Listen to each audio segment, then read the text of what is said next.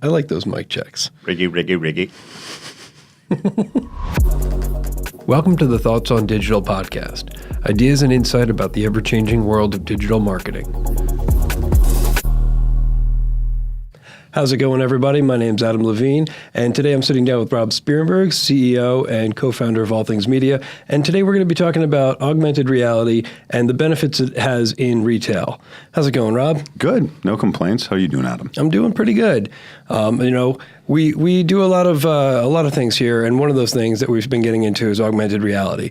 And obviously, being in the retail space ourselves, we know there's a lot of different applications that it can serve. So why don't you let's talk a little bit about some of those applications that are out there. Well, now. I mean, when we first started in augmented reality, it was really seen as kind of like a showpiece or kind of something cool to pull out at a trade show. Sure. And back then, we were working with a license called Mateo for this software that was like $30,000 per use, and every single time you used it at a show, you needed a special key and all this stuff. Jeez. We did some demos for or some trade show stuff for Stryker, the medical device space, and some things like that. And it was very interesting. And we've stayed up on it ever since. And obviously now, stuff that used to cost a lot is open source. Anybody can use it as long as you know where to go and what to do. Sure. And so we've been leveraging a lot of this open source technology to bring augmented reality to our clients in a number of different ways. And the uses are just so broad for something like this. It really is very interesting. When we do a lot of R&D here, and when we do our R&D, one of the big things that we look at as a company that deals with so many different types of clients, automotive and retail and children's entertainment and all these places, anytime that we find a technology that comes out that can benefit all of them, that's going to change the game for all of them, we take notice and we put a lot of effort into that. And augmented reality is certainly one of those technologies. It's going to have broad-reaching impacts on every aspect of our society, everything from retail to how you buy a car or how you buy clothing to how children learn, and how we engage with tourism and any one of a million other things. Yeah, I thought that was really interesting. Medical is a big one, and augmented reality isn't always exactly what you think of. When I think of augmented reality, the first thing I think of is putting a screen in front of my face and seeing something that isn't really there. Whether that's geotagged or, an object that it scans and it's, putting an object in front of it like Pokemon does. But augmented reality is really anything that actually augments your view of reality, right? Yeah. So one of those things that I saw recently was a medical device called AccuVein, and it's basically an infrared light that shines on your skin, and I guess they figured something out where, the blood in your vein, the blood in your vein doesn't absorb the light as much as your skin does, and so it basically shadows all your veins. Wow, that's terrifying. It is, but it's so much better than being, pricked like 50 times and, having someone miss. Yeah. So that sort of, it's not just for retail, the ability to, have these technologies. For sure. And to your point, I mean, a lot of what we've seen so far has been these kind of screen-based, phone-based AR experiences. But that's just the beginning, right? If you look at what Apple's doing and Android's doing, releasing these augmented reality kits, they're slowly upping the feature set on augmented reality. It went from just pattern recognition, you could recognize like a marker, then to marker recognition to pattern recognition, which was then recognizing a page or an image. Right. And now it's moving on to plane recognition, recognizing surfaces. And that from there, it goes to 3D object recognition, which is recognizing a 3D object in the real world, being able to tell when you see a car. Not just any car, this specific model, this specific type, or recognize when you see a toy or what have you. There's three main frontiers in augmented reality, three things that need to kind of click into place to make it something that's we see in our everyday lives. One is recognition, doing object or 3D object recognition, the ability to recognize anything in the real world just by virtue of its shape and form. Right.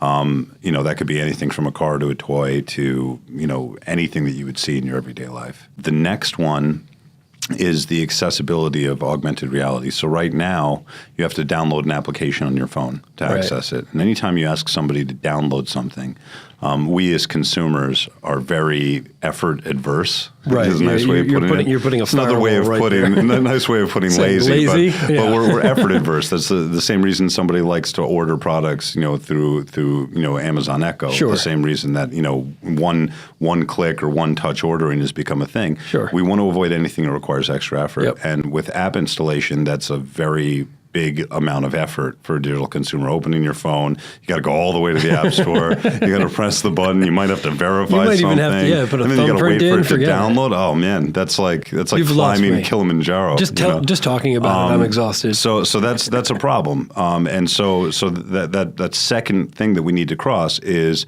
web-based or web-enabled augmented reality, where augmented reality comes into mobile web browsers. And becomes a feature set of the web browsers. And it's already happening to a limited extent in versions of Chrome. But certainly Apple is going to release something like that as soon as they're ready to kind of just break from the installable app. Right. And I think you're going to see augmented reality for web becoming a big thing in the coming years. And once you have that, now all you have to do is point your phone at something and it immediately will recognize it and bring up the AR content without installing, or open a web page that brings up the AR content. And that's the second frontier. And then the final is hardware. Because right now we're all looking at it through our phones. It's cool. It's a window into another world, but it's not taking us into that world. It's not fully immersing us. Right. And things like HoloLens, things like Magic Leap are steps in that direction towards a pair of glasses or something that we'll just wear that will automatically pull us into that world and it'll become seamless. Sure. We don't have to pick up a phone. We don't have to install an app. We just look at something think about and it, we it see just it. happens. Yeah. Exactly. And I think you're going to see more and more in that. Now there's these rumors that Apple is likely going to be releasing a pair of AR glasses.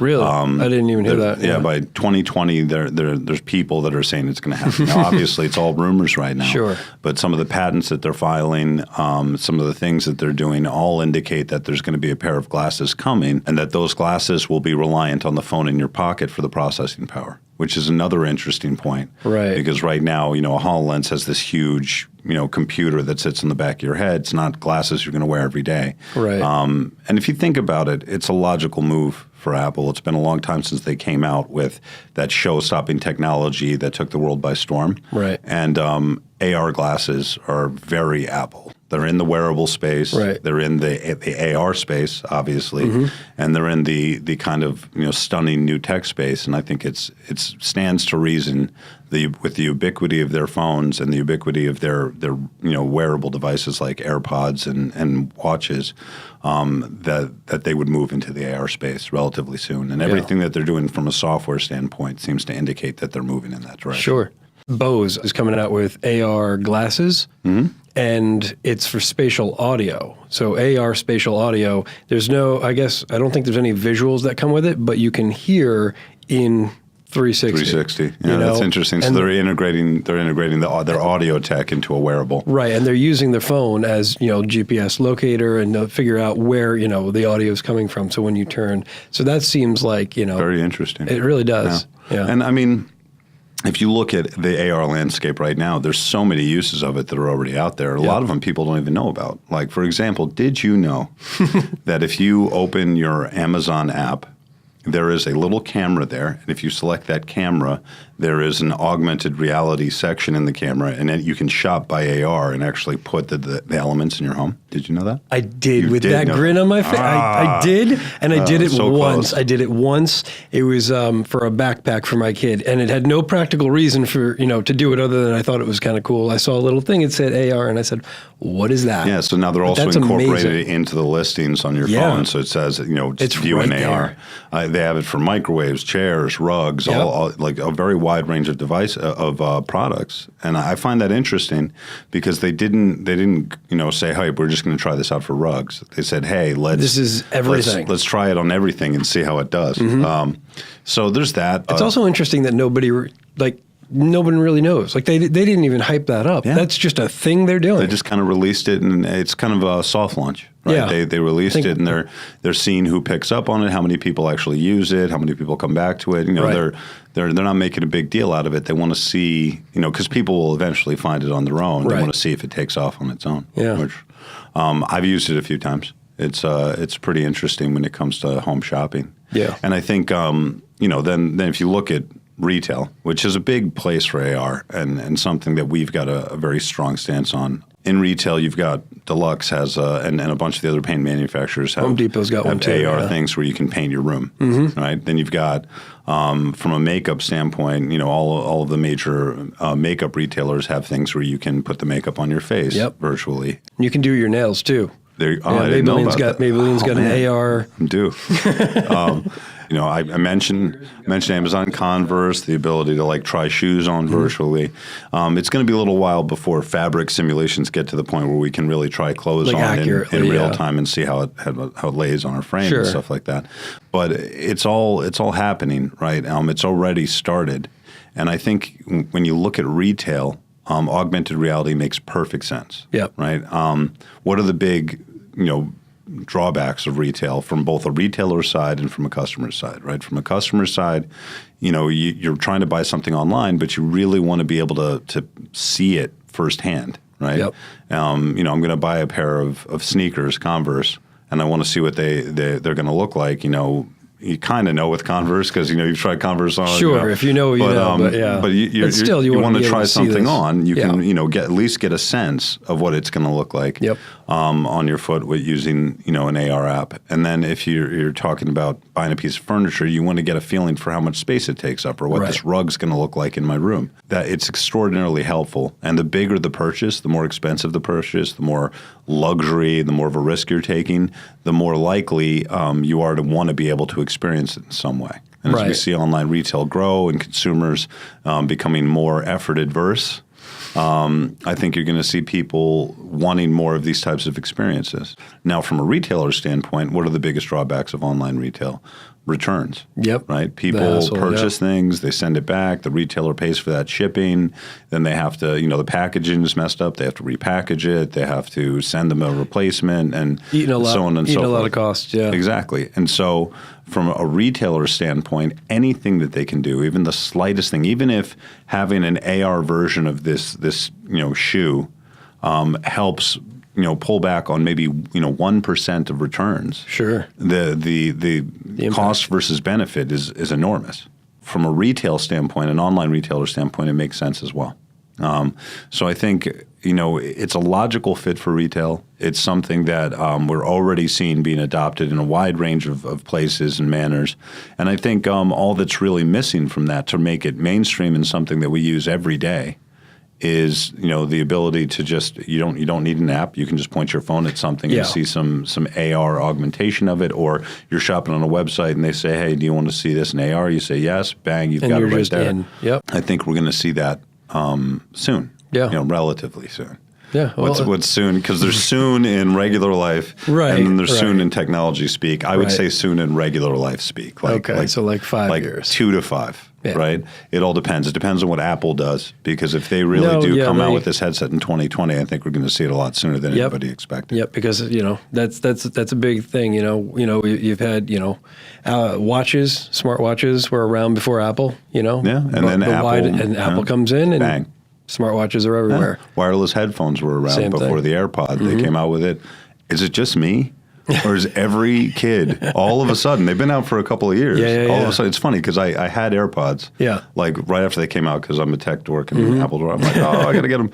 And I got them, and my daughter was making fun of me because I was wearing them at one of her volleyball tournaments. Sure. And here you shoot forward a year, and her entire team is wearing AirPods in between sets at the volleyball tournament. And I got street cred for being there first. But it's just funny to me how they make fun of you for it 1 minute, and then the next minute it's just widely adopted. And I think AirPods really came into the mainstream in the past few months, and I think, or maybe past year. And I think same is happening with Apple Watch, and I think it's just a logical jump that a set of AR glasses will come soon. Yeah, and I think Apple's been slower in getting there because they want to make sure that the technology is right when they do. Sure. Because they don't want to go the Google Glass route. Right. Where it's an innovative leap forward, but it's a little bit too far for everybody. The Google Glass thing was a perfect example of a technology that was released well before its time. Sure. It wasn't ready.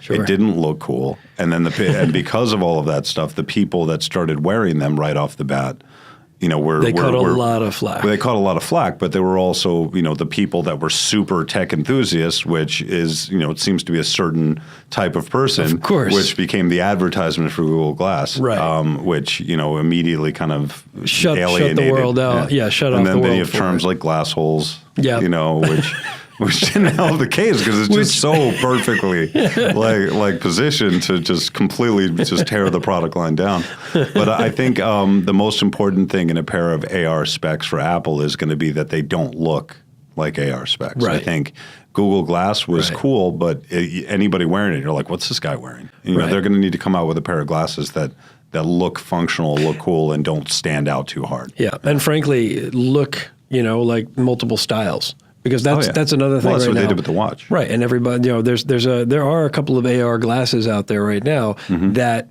will be forgotten in an hour. As soon as Apple comes out with theirs. But right now, the reality is, those companies are smaller and they don't have the ability to pump out 6 different lines, of glasses, or 4 different versions, or even 2. So they're putting one out there, and all their eggs are in that one basket. If you don't like that style. I think the biggest downside too of AR glasses that have come out so far is the bulkiness of the headpiece, right? Like HoloLens, was immediately put as like, okay, this is industrial use because it looks like a giant headpiece. It doesn't. Yeah. It's not something you're going to wear in your everyday life. Right. Now Magic Leap's gone a step closer by taking the CPU unit and putting it on your waist. Right.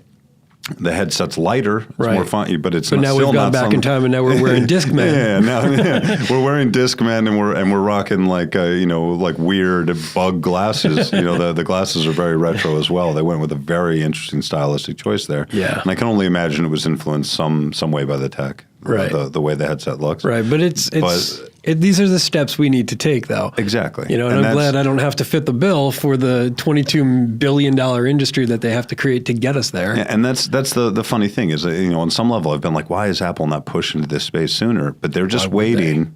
Exactly. They're waiting for everybody else to do what they do, and they're the initial thought that the phone is going to do the work.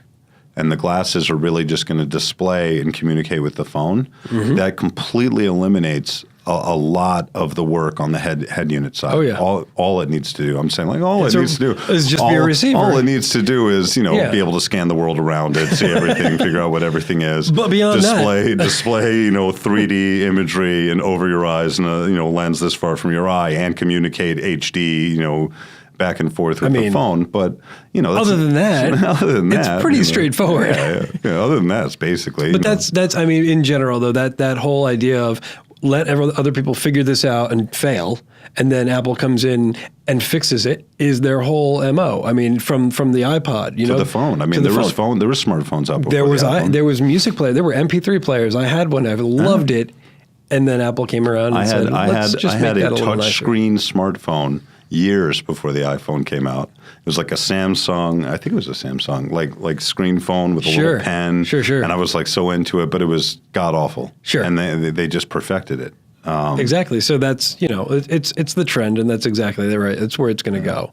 But I think when it does go there, a couple of things will be for sure. If Apple does it right, which they will, it'll, Apple will just shoot up again, even more than they already are, I think that we'll start seeing it in our everyday lives. And once Apple does it, then obviously, Android will come out with something comparable. And I'm sure that both of them are working on it diligently. So it should be really interesting to see what happens with it. So from our perspective and from our clients' perspective, what all of this means is that we are pushing our clients to embrace AR-friendly practices. Right, and what I mean by that is for a true, augmented reality experience, ideally you have real-time rendered assets, which are, 3D models that can be displayed on, kind of low processing power devices and rendered in real time so that you can walk around them, view them from any angle, basically video game assets. So for anybody that has a product, we're encouraging them to build out these libraries of assets. And then obviously we're continuing to work with any client where it makes sense in doing AR augmentations. Like for McGraw-Hill, we're building out augmented reality companions to textbook figures, where you point the app at the page, you see the human cell floating above the page, you can tear it apart and break apart the pieces and do activities and things like that, which is a really immersive way. You know, I keep thinking about dissecting frogs in high school and how much that probably costs the science department every year. And not to mention the insurance, giving a bunch of kid knives. I feel like they don't even do that anymore. But now you can do it virtually, and all the kid needs is a phone. Right. And when you think about what was available to us back then and the experiences and what's going to be what's available now and what's going to be available in a few years, it's mind-boggling. Oh, yeah. The impact that augmented reality, virtual reality, these types of experiences are going to have on the world. Yep. In pretty much every aspect, every industry, every facet of our lives. Yeah. These are exciting times, man. Yeah. I'm pumped to be in the industry, and I'm excited to be part of this kind of technological revolution, and have been for the past 20 years. It's funny. Back when we started, we were doing Flash. Yep. And we were like, oh man, look at how far it's come. We're giving CD-ROMs with textbooks now that have this cool interactive features with them. And now, here we are 20 years later, and it just hasn't stopped. Every step of the way, smartphones and tablets and VR and AR and all of the technological advancements that we've seen over the past 20 years, every time something like this happens, we're like, wow, this is amazing. It's crazy. Things are changing so fast, and then they change faster. It's gone so far so fast. Yeah. Makes you really wonder where we're going to be in about 5. And that's pretty much what we spend all of our time here doing. Pretty much, is wondering and preparing and trying to stay like just a hair step above, or ahead. Yeah, that's a cool place to be. Very nice. Well, thanks for taking the time to talk to me. Yeah, you're welcome. Ideas always go further when they're shared. If you enjoyed the show, leave us a review on iTunes or drop us a comment on YouTube. Let us know what you think about today's topic. We'd love to hear your thoughts on it.